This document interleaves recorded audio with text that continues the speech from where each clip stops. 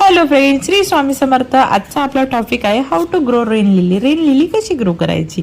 Rain lily आपण दोन पद्धतीने ग्रो करू शकतो. एक म्हणजे सीड्सनी आणि दुसरी म्हणजे बल्बनी.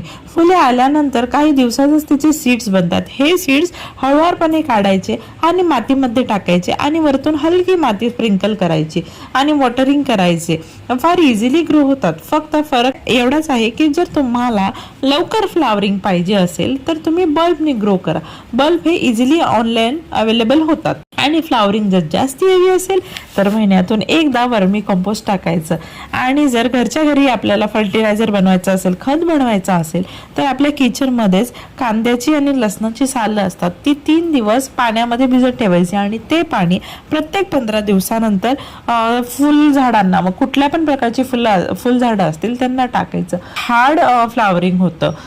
इतकं छान हे फर्टिलायझर आहे आणि याची काहीही केअरिंग नाहीये, कारण की हा रेन लिलीचा सीझन आहे. मान्सून हा रेन लिलीचा सीझन आहे आणि हा आहे आपला फायनल रिझल्ट.